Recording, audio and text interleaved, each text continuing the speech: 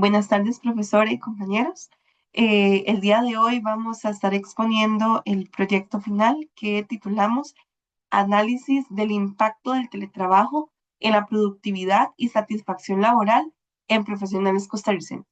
Este es el grupo número 5 y está conformado por José Pablo Castro, Brian Jiménez, Justin Seas, Manuel Mendoza y mi persona, Michelle Rodríguez Pérez.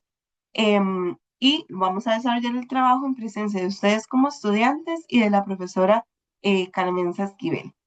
Este proyecto nosotros lo realizamos aplicando varias técnicas estadísticas que hemos visto a lo largo de este curso de Estadística 2 de este cuatrimestre, y nos basamos en una muestra de 50 personas que encuestamos, que se basaba en su modalidad de trabajo, en la productividad, pero también en la satisfacción laboral. Y a partir de estos datos que extraímos, pudimos aplicar los métodos como lo es la estimación de intervalos, el test Turing, el chi cuadrado, la prueba de Anderson-Darling y la prueba de Kolmogorov, que va a ir desarrollándose conforme vaya avanzando la presentación, y cada uno de mis compañeros va a ir explicando cada una. Em, este proyecto nosotros lo pensamos y lo generalizamos.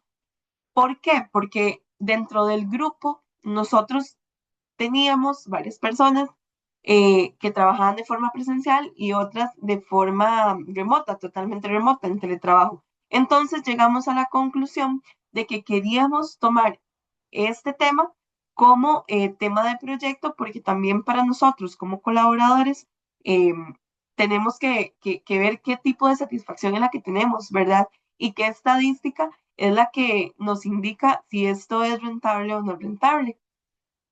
Y para investigarlo, ya que teníamos la conclusión, lo que hicimos fue formularnos dos preguntas. Y la primera era que existe una diferencia significativa en la productividad entre modalidades de trabajo.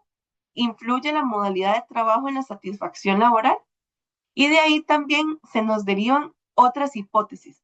Y esas hipótesis, la uno es que la productividad difiere entre las modalidades, que la modalidad de trabajo está asociada a la satisfacción y que no hay diferencias significativas. Entonces, con base a esto, nosotros, vamos a ir desarrollando cada tema.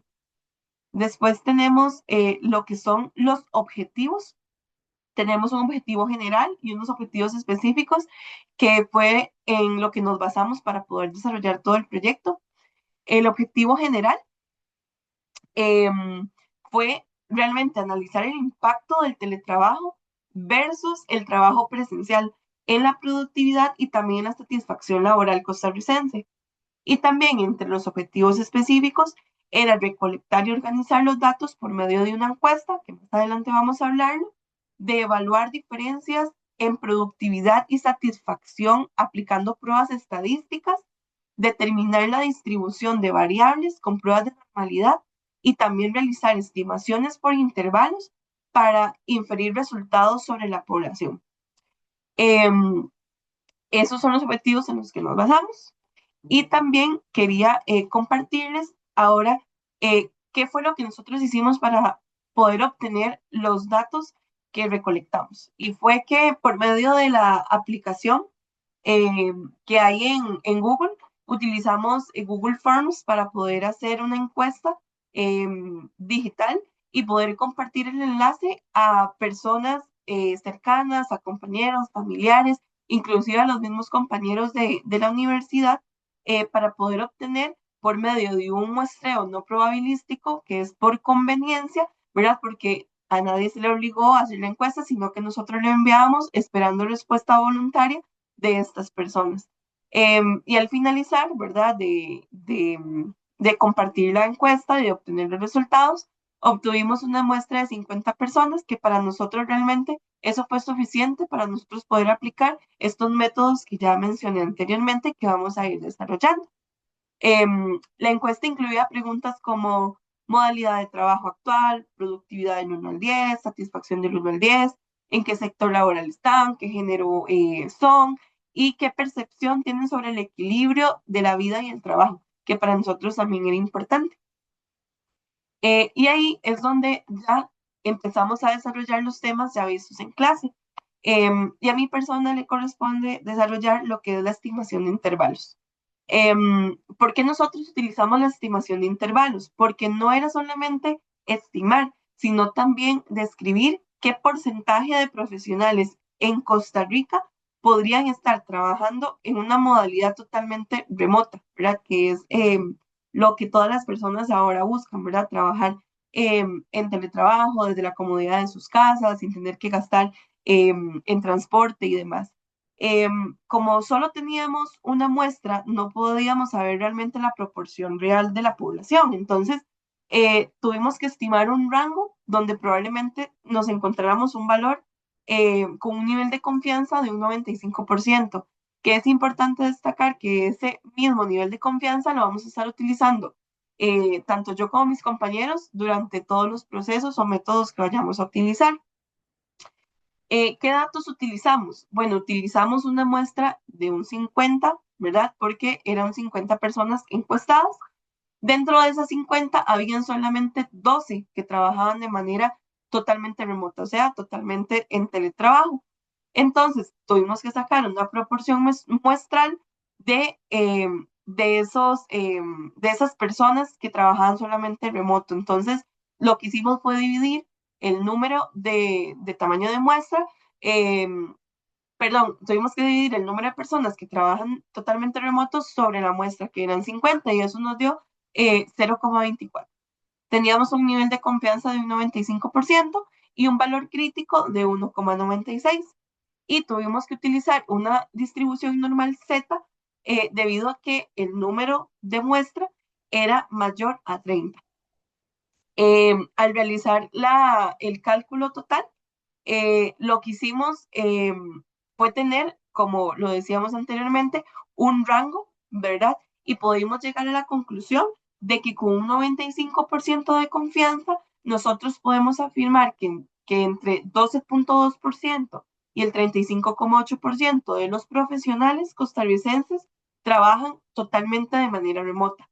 O sea, es decir, que nuestra muestra dice que el 24% trabaja remoto y la estadística nos indica que el valor real de la población podría estar dentro de ese rango. ¿Y qué significa esto para el estudio que realizamos? Bueno, que la amplitud, del intervalo refleja que la muestra es relativamente pequeña y que aún así nos permitió fortalecer o diferenciar eh, la validación sobre la población y que este tipo de análisis refuerza que el estudio no es solamente una muestra, sino que está respondiendo al qué, ¿verdad? Y si no, que probablemente está pasando a un nivel general ya en Costa Rica. Le preguntamos dos cosas simples. De escala de 1 al 10, ¿cómo califican su productividad antes del teletrabajo? Y de escala del 1 al 10, ¿cómo califican su productividad durante el teletrabajo? Los números que encontramos fueron los siguientes. Cuando promediamos todas las respuestas encontramos algo interesante. Antes del teletrabajo era aproximadamente un 0,2 y durante el trabajo era aproximadamente un 9,0. La diferencia fue de al menos más 0,8 puntos. Esto significa que el promedio de los trabajadores que reportaron que su productividad mejoró con el teletrabajo fue casi un punto más de la escala de 1 al 10. Entonces, bueno, acá tenemos como la gran pregunta, ¿verdad? De este formulario, podemos como aplicar la prueba de estudio. Y por aquí viene lo importante. ¿Este aumento es casualidad o si es real? Entonces, aquí tenemos como varios puntos también como que desglosar. Algunos tuvieron un buen día cuando respondieron o que recordaron mal cómo era antes o simplemente es como una conciencia. Para saber si era real, aplicamos la prueba de estadística llamada prueba de Turing para muestras variadas. La prueba de estadística, más o menos, es como, imaginen que miden como su estatura por la mañana y por la tarde y si ven una diferencia de 1 centímetro, ¿es real o es un error de medición? Se necesita una forma para comprobarlo. Entonces, para eso tenemos como esta prueba. Nuestra prueba funciona así. Calculamos dos números claves. En este punto sería el t, que es igual a 2.92. ¿Cuánto mide qué tan grande la diferencia? Y el valor p, que sería el valor. Sería 0.027. ¿Cuánto mide qué tan probable que sea la casualidad, verdad? El resultado, ¿verdad? Decisivo es el valor P, que fue 0.27, que es igual a 0.27%. ¿Qué significa esto? Que solamente hay un 0.27 de probabilidad que este aumento de productividad sea pura casualidad. Entonces, es muy poquito. En esta estadística tenemos las reglas si la probabilidad es menor de 5%, o sea, 0.5. Podemos confiar que el resultado de 0.27 es mucho menor que 5%, ¿verdad? Nuestro estudio encontró evidencias estadísticas significativas de que la productividad laboral aumentó con la implementación del teletrabajo. En términos prácticos, los trabajadores reportaron ser más productivos desde la casa. Este aumento claramente no es casualidad, podemos confiar en él y tenemos un 95% de seguridad del resultado. Ok, entonces, esto no significa que el teletrabajo sea mejor para todos siempre, sino que da datos como más objetivos para la discusión. Las empresas y trabajadores pueden usar esta información para tomar decisiones sobre su modalidad de trabajo y la estadística nos ayuda a distinguir entre parece ser y lo que realmente es, ¿verdad? La prueba de Anderson-Darling siento yo que es el método que más funciona en este caso. ¿Esto a qué se debe? Esto a que está diseñada para evaluar si la muestra posee una distribución normal, si no la posee, si la hipótesis no es aceptada o no es aceptada como tal. Esto lo vamos a ir viendo conforme vamos avanzando nosotros en la investigación. Muy bien, como se puede apreciar en este preciso momento, la prueba de Anderson-Darling, eso para poder ir rellenando el cuadro que ocupamos, agarrar todos los datos, ponerlos en la primera celda. Después, seguidamente, tenemos que enumerar los datos, porque basado en esto vamos a ver qué cantidad de datos es la que tenemos. Esto es sumamente importante. Esto debido a que al final de todo nosotros ocupamos ese dato como tal. Después, ahí vamos avanzando. Tenemos que ir ordenando nosotros también lo que es el tema de las celdas para así poder ver cuáles son los datos mayores, cuáles son los datos menores conforme nos lo va pidiendo el tema de fórmulas. Ahí también vamos sacando lo que es el tema de la media y la desviación. Si nos vamos en lo que es el tema de la media, la fórmula para sacarlo es, bueno, dos rayitas, promedio, abre paréntesis y la suma de todos los datos. Cierra paréntesis y es el dato que le da, esa es la media que vamos a tener. En tema de la desviación, lo que vamos a tener es, bueno, poner las dos rayitas de la fórmula, desbest.m y todos los datos totales. Esto le das enter y ahí sacamos todo lo que es el tema de los datos de la desviación. Todos estos datos tenemos que irlos anotando conforme vamos avanzando poco a poco. Esto que se debe, eso para ir formulando y dando a entender de dónde es que vamos sacando todos los datos como tal. Después, conforme vamos avanzando, vamos haciendo la prueba y descarte en general y al final de todo vamos a tener que hacer el cuadrito, que el último es S. S, para poder sacar ese calculado necesita la suma total de todos los datos. En este caso, a nosotros ese calculado nos dio menos 106.7147. Después, ahí tenemos que sacar lo que es el tema de A2, que para sacar este dato, lo que se ocupa es el dato total de S menos el dato total de todos los datos que hemos tenido. Por eso es que les decía anteriormente que ese dato o el dato total de todos los números que tenemos en ese caso es de suma importancia. Ese dato total a nosotros específicamente nos da 55,7147. Después, seguidamente, como nosotros tenemos un nivel de significancia del 5%, basado en la tabla que hemos visto anteriormente con la profesora, nosotros hemos dado a entender de que eso quiere decir que tenemos un 95% de efectividad, lo cual quiere decir de que en la siguiente fórmula que vamos a utilizar, ocupamos el dato final que es de 0,751. Eso ya está establecido en tema de datos. Eso significa que es un margen de error de un 5% o un 95% de efectividad, como lo gusten ver, en este caso. Después, nosotros, conforme vamos sacando los datos como tal, nos damos cuenta que la hipótesis sí es aceptada. ¿Por qué? Porque el calculado que nosotros sacamos favoreció y después cuando hicimos el A2, nos dio un dato mayor, disculpe, que el que habíamos sacado anteriormente. Aún así, con la significancia del 5%. Eso quiere decir que la distribución que estamos teniendo en este momento es una distribución normal a comparación de los datos anteriores. En este caso, la prueba de Anderson-Darling es una de las pruebas más favorables que en este caso, como les decía anteriormente. ¿Esto a qué se debe? Esto más que todo es porque marca todo en general, o mejor dicho, obtiene toda la información, cualquier paso o cualquier cosita, en lo mínimo, se nota el cambio. Entonces es como la que se enfoca más como tal en tema del producto. Después, conforme vamos nosotros desarrollando todo el proceso como tal, vamos viendo lo que es el tema de si está diseñado o no está diseñado o si es la más viable para. Para esta prueba, para realizar esta prueba, escogí una de las columnas de las preguntas que se le hicieron a los encuestados y en la cual se les decía que en una escala del 1 al 10, cómo califica su productividad laboral durante el teletrabajo. Esta prueba se aplicó para verificar si la productividad de los empleados que realizan teletrabajo sigue una distribución eh, normal entre los valores que encontramos, ¿verdad? Tenemos que una media de 9, un total de datos de 51, o n igual a 51 y una desviación estándar de 1.89.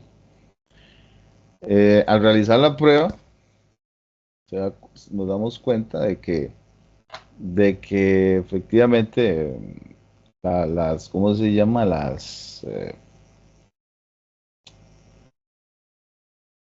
Los datos o la productividad de los empleados no proviene de una distribución normal con media de 9 y desviación estándar de 1.89.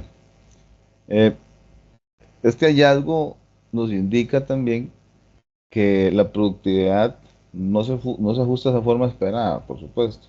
Y esto sugiere que el comportamiento de los empleados podría estar influenciado por factores que generan asimetría o concentración con ciertos valores. ¿Qué podrían ser? La comodidad, el no tenerse que desplazar de la casa al trabajo y viceversa. Entonces, eh, no es muy fiable este dato para darnos cuenta estadísticamente si eh, afecta o no realmente la productividad en los empleados que hacen teletrabajo eh, en comparación, por ejemplo, con los que no hacen teletrabajo, ¿verdad? No podemos llegar a una conclusión en cuanto a si sí se mejora o no se mejora la productividad, si se mantiene, si se empeora. No se puede. Entonces, para este tipo de variables sería mejor utilizar otras pruebas de normalidad como Anderson-Darling. ¿Por qué? Esta prueba tiene una mayor sensibilidad en las colas, mejor potencia estadística y hay estudios que han demostrado que esta prueba de Anderson-Darling tiene una mayor potencia para detectar desviaciones de normalidad, especialmente cuando la muestra es moderada o grande. Eh, la prueba Kolmogorov puede ser menos sensible si la diferencia está en colas y no en el centro. Se utilizó la prueba de chi cuadrado de independencia, porque el estudio trabaja con dos variables categóricas: modalidad de trabajo y nivel de satisfacción laboral. Este método es el adecuado para determinar si existe relación entre estas variables o si sus distribuciones son independientes. El valor del